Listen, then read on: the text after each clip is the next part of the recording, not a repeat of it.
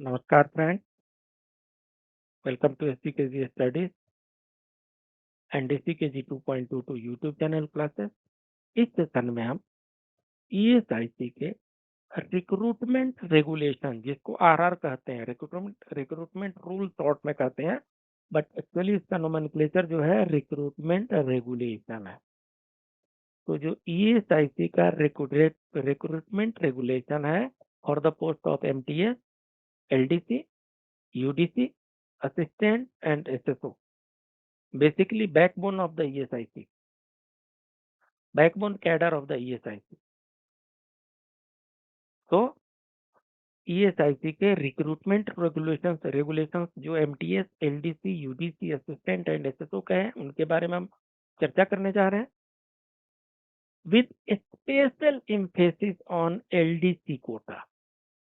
LDC quota को विशेष रूप से कवर करते हुए हम ईएसआईसी के रिक्रूटमेंट रेगुलेशंस का डिस्कशन यहाँ पर करने जा रहे हैं। उम्मीद है आपके लिए सुटेबल होगा। चलिए शुरू करते हैं। तो आप ये देख सकते हैं, ये ईएसआईसी हेडक्वार्टर का सर्कुलर मेमोरेंडम है। तो ईएसआईसी हेडक्वार्टर का मेमोरेंडम जो है वो 13 अक्टूबर 2023 का है।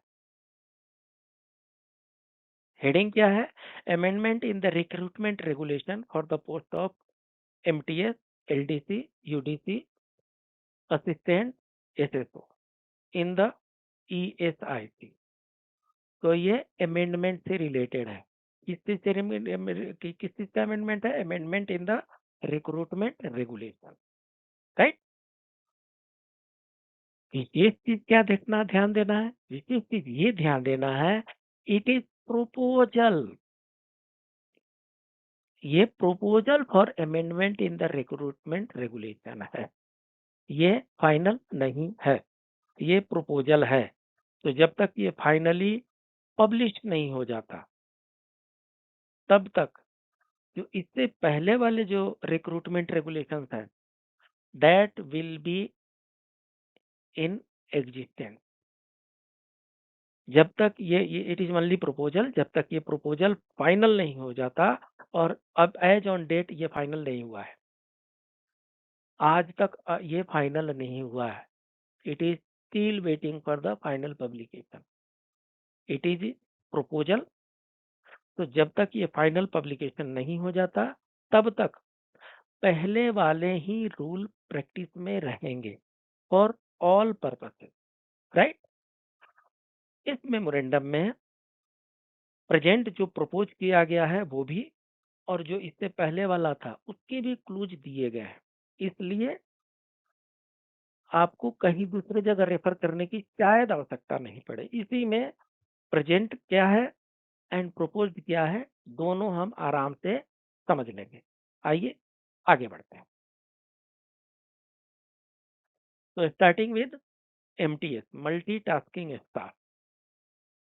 आजकल एमटीएस में एक से एक टैलेंटेड स्टाफ भी आ रहे हैं। ये अलग बात है कि लंबे समय तक डिपार्टमेंट में वो रह नहीं पाते हैं। तो एमटीएस जो है, वैकेंसी कितनी है? Total number of post 3341। ये एज ऑन 2023 की बात हो रही है। Every year as on 31 March number of vacancy position publish किया जाता है। इसे आप हेडक्वार्टर के सर्कुलर चेक करते रहिए टाइम टू टाइम, उसमें आपको दिख जाए। तो चूंकि ये रिक्रूटमेंट रेगुलेशन प्रपोजल जो है अमेंडमेंट का, ये 2023 का है, इसलिए इसमें जो नंबर ऑफ पोस्ट जो है वो 2023 का ही है। तो एमटीएस का जो सैंक्शनड स्ट्रेंथ है ईएसआईसी में वो 3341 है। ठीक है। लेवल 1 में आता है। एज कितना चाहिए? 18 से 25 के बीच में चाहिए। और एजुकेशनल क्वालिफिकेशन मैट्रिकुलेशन होना चाहिए, मैट्रिकुलेशन और इक्विवेलेंट। इससे पहले इससे पहले वाला जो रिक्रूटमेंट रूल हुआ करता, रेगुलेशन हुए करते थे, उसमें नॉन मैट्रिक भी एमटीएस हुआ करते थे, लेकिन वो प्रैक्टिस अभी खत्म हो गया है। अभी एमटीएस के लिए मैट्रिकुलेशन चाहिए। ठीक है। तो एमटीएस के लिए एजुकेशनल क्वालिफिकेशन क्या है? मैट्रिकुलेशन। ठीक है जी। अब देखिए, एमटीएस का तो डायरेक्ट रिक्रूटमेंट है, तो जब क्योंकि एमटीएस का डायरेक्ट रिक्रूटमेंट है, इससे उसमें प्रमोशन का स्कोप के ऊपर होगा, एलडीसी कोटा उसके ऊपर होगा। तो एमटीएस जो है फीडर कैडर हो गया। ठीक है। उसके बाद से एमटीएस के बाद ऊपर क्या होता है? लोअर डिवीजन क्लर्क, एलडीसी होते हैं। तो एलडीसी का जो सैंक्शन स्ट्रेंथ है 1923 है। नॉन सिलेक्शन है। नॉन सिलेक्शन इसलिए है कि एलडीसी का रिक्रूटमेंट नहीं होता। फिर कहाँ से एलडीसी आते हैं? एमटीएस से ही एलडीसी होते हैं। वो कैसे? 75% by promotion, 25% by LDC, 25% by limited departmental competitive exam, और 75% बाई प्रमोशन। जब प्रमोशन की बात होती है तो डीपीसी की बात होती है, डिपार्टमेंटल प्रमोशन कमेटी बैठाई जाती है और वो करती है, तो उसके द्वारा ये प्रमोशन होता है इनका। ठीक है। मल्टीटास्किंग स्टाफ, किसका प्रमोशन होगा एलडीसी में? उस मल्टीटास्किंग स्टाफ का होगा जिसका क्वालिफिकेशन मैट्रिकुलेशन हो और जिसने 3 ईयर तक एज ए एमटीएस रहा हो, रेगुलर एमटीएस रहा। ठीक है। तो 3 ईयर वाला एमटीएस जो मैट्रिकुलेशन पास किया हो, he is eligible for promotion to the rank post of LDC and that quota is reserve for 75%। 25% जो डीपीसी 75% जो है डीपीसी का है। 20 सॉरी सॉरी 75% डीपीसी का है, 25% जो है एलडीसी का है। तो 75% डीपीसी के लिए 10th पास सफिशियंट, एलडीसी के लिए अलग से है। क्या है एलडीसी के लिए अलग से?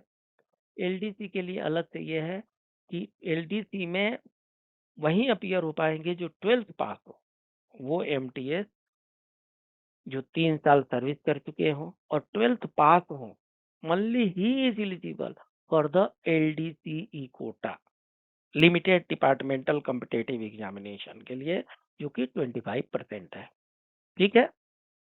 तो 3 वर्ष तक जो एमटीएस 12वीं पास एमटीएस 12वीं पास 3 ईयर तक जो एमटीएस सर्विस कर चुके हैं, ही is eligible for appearing in LDCE, limited departmental competitive examination. ठीक है। 25% कोटा, 25% कोटा कम नहीं होता। लगभग 1900 मतलब 2000 के आसपास में सीट है, तो 2000 में से 500 सीट जो है वो एलडीसी कोटा के लिए है। सरप्राइजिंगली ये है कि हर एरिया में एलडी एमटीएस कम है और इसलिए वो 3 साल में डीपीसी में ही वो सब एलडीसी बन जाते हैं। उनको 3 साल के आगे बढ़ने की आवश्यकता भी नहीं पड़ती। 3 साल में लगभग सभी जगह के एमटीएस जो है एलडीसी डीपीसी में ही हो जाते हैं। लेकिन अगर कभी सिचुएशन अराइज होती है, संख्या उनकी बढ़ती है, तो उसमें से 25% जो होंगे वो एलडीसी के लिए अप्लाई कर सकते हैं। अब चलिए यूडीसी, ये अगेन फीडर कैडर है, इसका रिक्रूटमेंट होता है। तो यूडीसी का जो सैंक्शनड स्ट्रेंथ है 6435। जी हाँ, एक जंबो कैडर है ये, 6500 इनका सैंक्शनड स्ट्रेंथ है।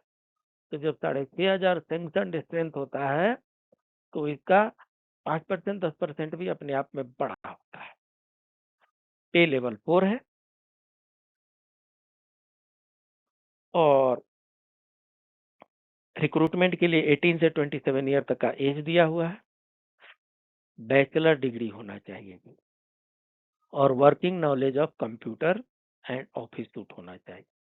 तो इसका मतलब कि कंप्यूटर टेस्ट लेना है और ग्रेजुएशन होना चाहिए, ग्रेजुएट होना चाहिए, कंप्यूटर नॉलेज आना चाहिए। तो ये जो यूडीसी है, इनका जो ये 6,500 का ये जो वैकेंसी सैंक्शन स्ट्रेंथ है, इनका जो प्रोपोज जो इनका कैटेगराइजेशन है 75% डायरेक्ट रिक्रूटमेंट के द्वारा होता है, जो रिटेन एग्जाम लिया जाता है, और 75% रिक्रूटमेंट जो होगा वो 75% पोस्ट जो होंगे वो डायरेक्ट रिक्रूटमेंट से भरे, 15% डीपीसी के द्वारा एंड 10% एलडीसीई कोटा। ध्यान रखिए, ये प्रोपोज्ड रिक्रूटमेंट रेगुलेशन की चर्चा हम कर रहे हैं जो अभी फाइनल नहीं हुआ है। तो इसका मतलब कि इससे पहले वाला जो एग्जिस्टिंग रूल है वो अभी भी वही प्रैक्टिस में है। ठीक है, तो ये यूडीसी का 6,500 सैंक्शन डिस्टेंस का है, जिसमें 10% एलडीसी का प्रोविजन है। अगर ये अमेंडमेंट पब्लिश हो जाता है तो, फाइनलाइज हो जाता है तो जो प्रमोशन है, प्रमोशन का क्या हिसाब है? प्रमोशन ये है कि जो एलडीसी है 8 ईयर एलडीसी रहेगा, he is eligible for promotion to UDC. वो जो 8 ईयर डीपीसी का है, तो डीपीसी में चेयरमैन कौन होंगे? चेयरमैन जो होंगे वो रीजनल डायरेक्टर होंगे, अर्थात हर रीजन अपना अपना डीपीसी कंस्टिट्यूट करेगा, और डीपीसी जो होगी,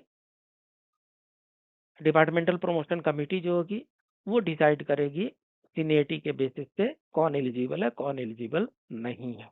इसमें मिनिमम क्राइटेरिया यही है कि 8 ईयर से regular service in the grade on regular basis होना चाहिए।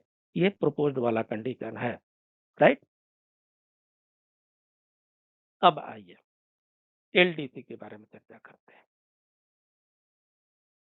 यूडीसी पोस्ट के लिए जो लगभग 6,500 का पोस्ट है, इसमें एलडीसी का प्रोविजन नए वाले प्रपोज्ड वाले में भी 10% है। इसका कंडीशन ये है कि एक एलडीसी जो 5 वर्ष तक है, 5 वर्ष तक सेवारत है कंटिन्यूअसली, ए लेवल 2 में 5 वर्ष से जो एलडीसी है, ही is eligible for appearing in the limited departmental competitive examination for the post of UDC. देखिए, जो भी आगे वाला हायर पोस्ट है, हायर पोस्ट के लिए उससे नीचे वाला एक just just before 1 rank he is eligible. जैसे एलडीसी के लिए, जैसे एसएसओ के लिए कौन एलिजिबल होगा? असिस्टेंट एलिजिबल होगा। असिस्टेंट के पोस्ट के लिए कौन एलिजिबल होगा? यूडीसी एलिजिबल होगा। यूडीसी पोस्ट के लिए कौन एलिजिबल होंगे? एलडीसी एलिजिबल होंगे। एलडीसी पोस्ट के लिए कौन एलिजिबल होंगे? एमटीएस एलिजिबल होंगे। एमटीएस के नीचे कोई पोस्ट नहीं। तो इसलिए ये यूडीसी की बात कर रहे हैं। तो जब यूडीसी का एलडीसी लेना होगा तो जो एलडीसी होंगे, जो 5 वर्ष तक लगातार सर्विस कर चुके होंगे इस ग्रेड पे लेवल 2 में, ही इज एलिजिबल। ठीक है, 10% का इनका कोटा प्रपोज किया गया। अब आइए असिस्टेंट का। असिस्टेंट का जो सीट है वो सैंक्शन स्ट्रेंथ है वो 3,415 है, लेवल 6 में आता है। और आपको आप जानते ही होंगे कि लेवल 6 एंड एबव के सारे recruitment as on date UPSC कर रही है। लेवल 6 जो है जेटीओ का है, जूनियर ट्रांसलेशन ऑफिसर का है, उसका रिक्रूटमेंट यूपीएससी कर रही है। तो हेड क्लर्क और असिस्टेंट है, इनका लेवल 6 है, तो इनका भी रिक्रूटमेंट आने वाले समय में यूपीएससी करेगी, ऐसी चर्चा है। ठीक है, वो कितना सही अभी हम देख लेते हैं, यहीं पे समझ में आ जाएगा।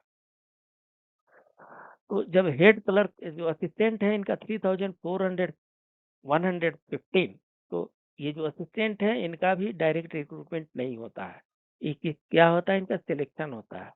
तो जो प्रोपोज्ड प्रोपोर्शन है उसमें क्या है, डीपीसी जो होगा 75% पर होगा, और एलडीसी होगा वो 25% का होगा। ये प्रोपोज्ड है, ये प्रोपोज्ड है कि डीपीसी 75% सीट का होगा और 25% सीट का लिमिटेड डिपार्टमेंटल कॉम्पिटिटिव एग्जामिनेशन के द्वारा किया जाएगा। किसका करेंगे जी?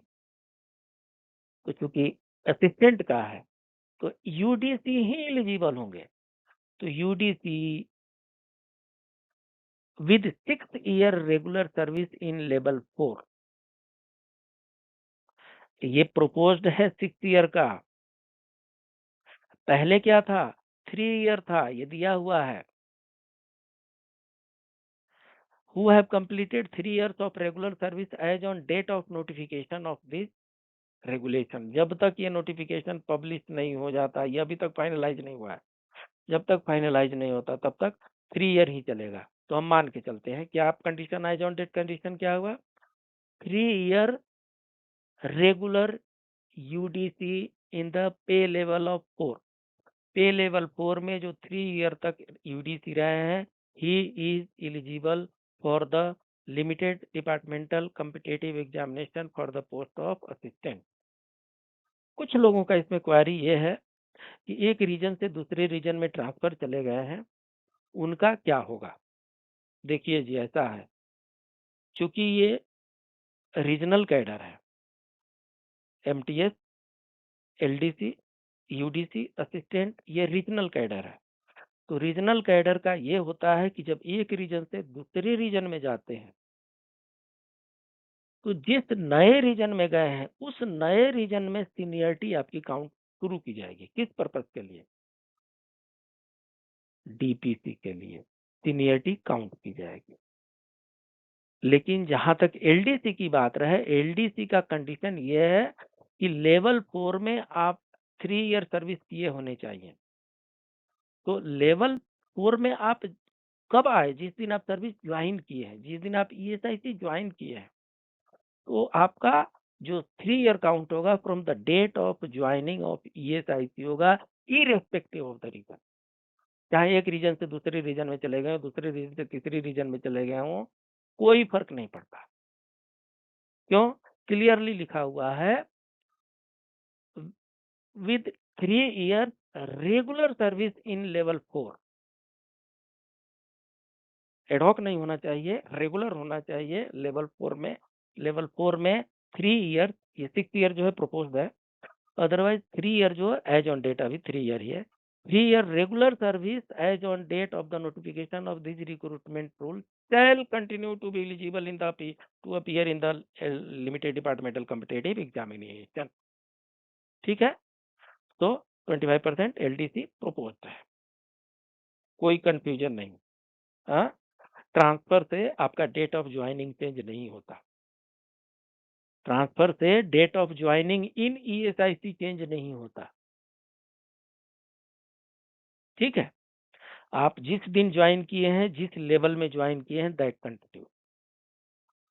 जो आरओ एसआरओ वाले हैं वो को थोड़ा सा इसको देख लें और देख करके जो भी अफेक्टेड स्टाफ है उनके प्रॉब्लम को सॉल्व करें। 3 ईयर रेगुलर सर्विस होनी चाहिए। ठीक है जी। अब चलिए प्रमोशन की बात करते हैं। तो जब प्रमोशन की बात करते हैं तो 10 ईयर एज ए यूडीसी रहेंगे।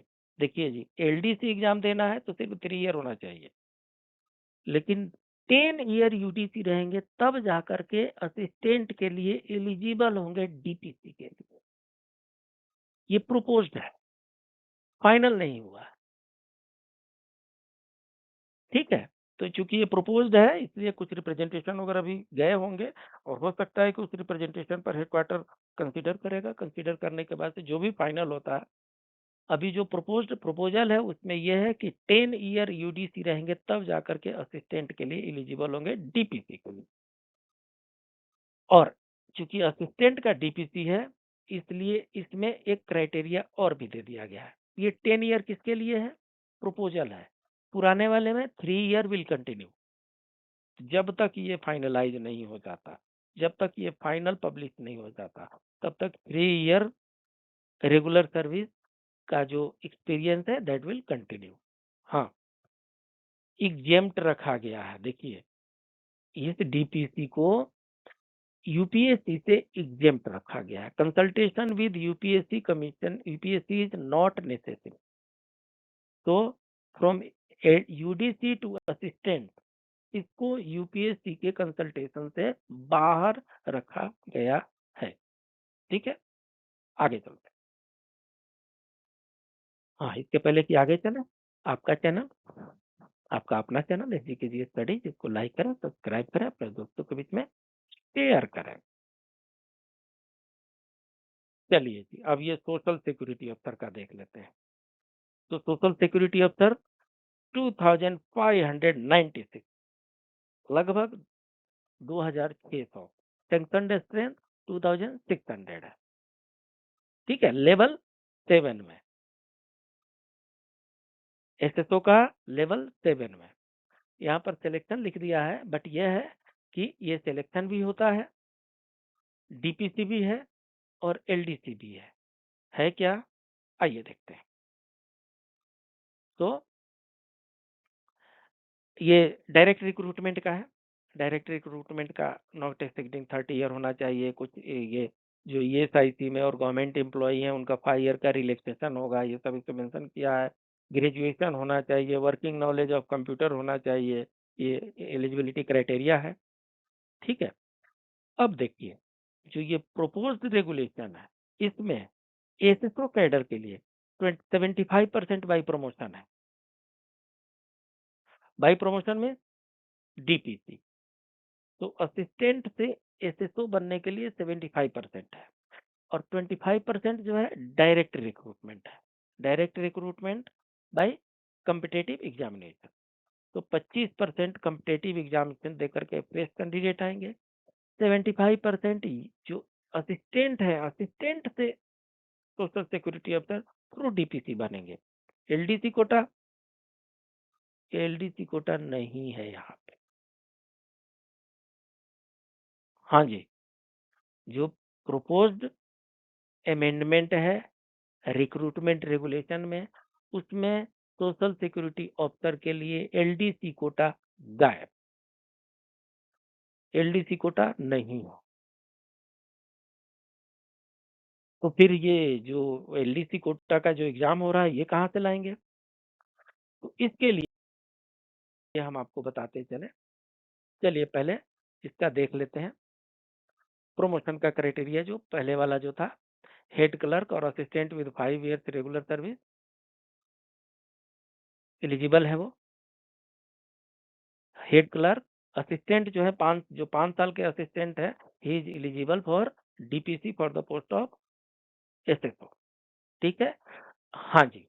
अब इनका जो डीपीसी होगा, एसएसओ का डीपीसी जो होगा, it will be headed by UPSC. UPSC करेगी। Consultation with union public service commission is necessary on each occasion. तो असिस्टेंट से एसएसओ का जब डीपीसी होगा, तो वो डीपीसी विल बी कैरिड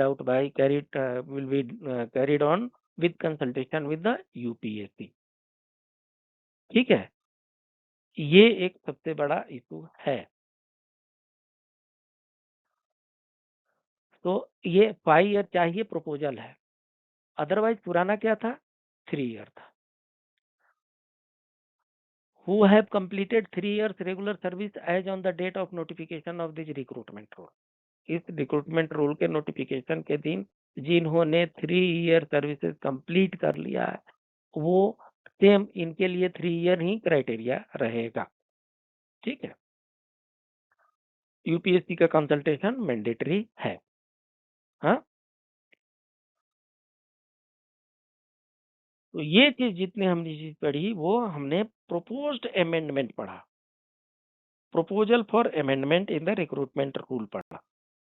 ठीक है, एसएसओ का इसमें एलडीसी नहीं है। फिर कहाँ से आ रहा है एसएसओ का एलडीसी? यहाँ से आ रहा है, क्योंकि वो प्रोपोज्ड है, अभी फाइनलाइज नहीं हुआ है। तो जो पुराना वाला जो गजट नोटिफिकेशन है, वो है 25 मई 2007 का। 25 में 19 में से लेके 25 में 2007 का गजट नोटिफिकेशन है, और उसमें जो पब्लिश हुआ है, वो अभी भी प्रैक्टिस में है फॉर एसएसओ। क्या है जी? 50% by promotion on the basis of seniority subject to rejection. तो डीपीसी 50% डीपीसी के द्वारा होगा और 25% एलडीसी के द्वारा होगा और 25% डायरेक्ट रिक्रूटमेंट होगा। ये पुराना वाला रूल अभी भी प्रैक्टिस में है। 50% डीपीसी से होता है, 25% एलडीसी कोटा है and 25% bye open competitive examination है। ये अभी भी प्रैक्टिस में यही है और इसी इसी रूल के चलते, इसी रूल के अंतर्गत अभी एलडीसी एग्जामिनेशन एसएसओ पोस्ट के लिए लिया जा रहा है। ठीक है, क्या है इनका प्रमोशन का? 3 ईयर सर्विस होना चाहिए। 3 ईयर सर्विस हो जाएगा, इनका प्रमोशन हो जाएगा, कोई प्रॉब्लम ही नहीं है। ठीक है,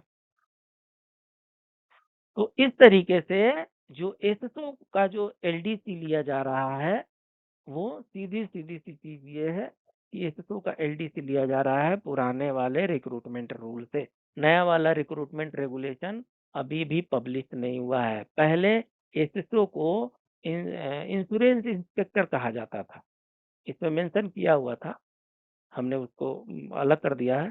तो इंश्योरेंस इंस्पेक्टर का जो रिक्रूटमेंट होता था उसमें 25% जो होता था एलडीसी से, 25% डायरेक्ट रिक्रूटमेंट एंड 50% डीपीसी से। तो जो 25% जो आपका 2600 लगभग इसको का पोस्ट है, तो उसका 25% 650 हुआ। 650 सीट जो भरे जाते हैं वो एलडीसी कोटा से ईयर टू ईयर बेसिस पे depending upon the vacancy created during that year, उसके अनुसार इसका रिक्रूटमेंट किया जाता है। उम्मीद है आपको एमटीएस से लेकर के एसएसओ तक का recruitment regulation, proposed recruitment regulation and existing recruitment regulation with a special emphasis on LDC quota समझ में आया होगा। समझ में आ गया तो एक लाइक कर दीजिए, सब्सक्राइब तो आपने कर ही दिया होगा। और हाँ, अगर अच्छे से समझ में आ जाएगा तो please do right something in the comment box. अब एक समराइज कर देते हैं, जो अभी तक का जो प्रेजेंट सिचुएशन है उसको हम समराइज कर देते हैं। At present eligibility criteria for LDC quota क्या है, तो चलिए इसको हम समराइज कर देते हैं। ठीक है, सबसे पहले एलडीसी कोटा शुरू होगा एलडीसी से। तो group C staff in level 1 in pay matrix, level 1 में कौन है? एमटीएस है। Possessing minimum educational qualification of 12th standard, pass from the recognised board और equivalent with and who have rendered not less than 3 year. देखिए जी, तो LDC LDC post के लिए वे ही एमटीएस एलिजिबल होंगे एलडीसी कोटा में जो 12th पास हों और जिन्होंने not less than 3 year services regular basis पर रेंडर किया। क्लियर? सारे एमटीएस एलडीसी के LDC examination, limited departmental examination के लिए एलिजिबल नहीं है। सिर्फ वही एमटीएस एलिजिबल है जो 12th पास है और जो कम से कम 3 साल ईएसआईसी में सर्विसेज एज ए एमटीएस कर चुके हैं। सिर्फ वही एलिजिबल है limited departmental competitive examination for the post of LDC. ठीक है, यूडीसी का देख लेते हैं। तो यूडीसी के लिए कौन एलिजिबल होगा? एलडीसी होगा। तो एलडीसी लेवल 2 में होते हैं विद पे मैट्रिक्स विद 5 years एक्सपीरियंस। तो वो सारे एलडीसी जो 5 साल सर्विस कर चुके हैं पे लेवल 2 में।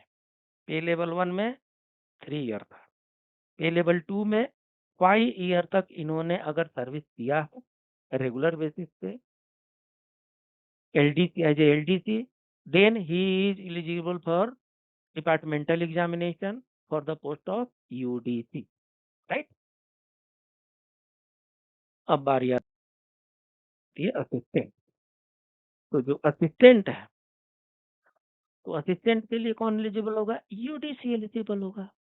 तो यूडीसी जो 3 साल रेगुलर सर्विस यूडीसी के ग्रेड में कर चुके हैं, यूडीसी ग्रेड में जो 3 साल सर्विसेज कर चुके हैं, he eligible for departmental examination for the post of assistant, head clerk भी जिसको कहा जाता है।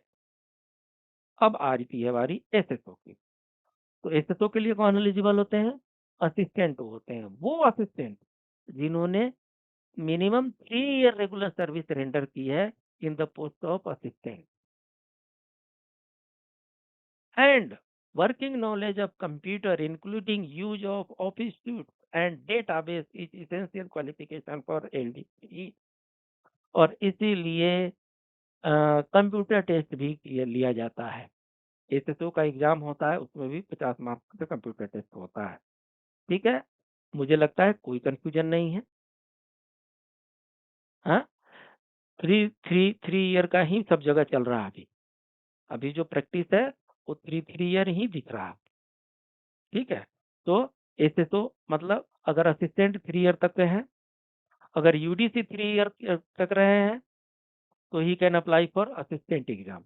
अगर असिस्टेंट 3 ईयर तक रहे हैं he can apply for SSO exam. यही प्रेजेंट सिचुएशन है, यही प्रेजेंट रेगुलेशन है, यही प्रेजेंट रूल है।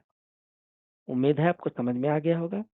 समझ में आ गया होगा, please do right something in the comment box. मिलते हैं बाकी सब स्टडी मटेरियल के साथ। हम आपको सब कुछ सारे स्टडी मटेरियल प्रोवाइड कर रहे हैं। एक एक करके डेली बेसिस पे 2-2 4-4 वीडियो अपलोड हम करते जाएंगे। आप नोटिफिकेशन ऑन कर लीजिए सो दैट जैसे ही वीडियो अपलोड किया जाए आपको पता चल जाए कि वीडियो अपलोड किया जा चुका है। ऐसे लाइक करते हैं, यहाँ पर सब्सक्राइब करते हैं और यहाँ पर ये बेल आइकन ऑन करते हैं। ठीक है, जहाँ जिन जिन जिन स्टाफ तक नहीं पहुंचा है उन तक भी ये पहुंचाइए। स्वयं भी पास होइए और दूसरों को भी पास होने में सहयोग करिए। ये सत्य है कि सीटें लिमिटेड है, तो ये भी सत्य है कि जिनका प्रिपरेशन इंटेंसिफाइड होगा, जो रेगुलरली 2 घंटा 3 घंटा इसमें मेहनत करेंगे, सैटरडे संडे हॉलीडेज को आप डेडिकेट कर दीजिए इस एग्जाम प्रिपरेशन के लिए जब तक एग्जाम हो नहीं जाता। जब तक एग्जाम नहीं हो जाता जितने भी हॉलीडेज हैं, Saturday Sunday and government holidays, इन सबको डेडिकेट कर दीजिए इस एग्जाम के प्रिपरेशन के लिए। बाकी ड्यूटी से आकर के शाम में आपको 3 घंटा 4 घंटा लगाना है।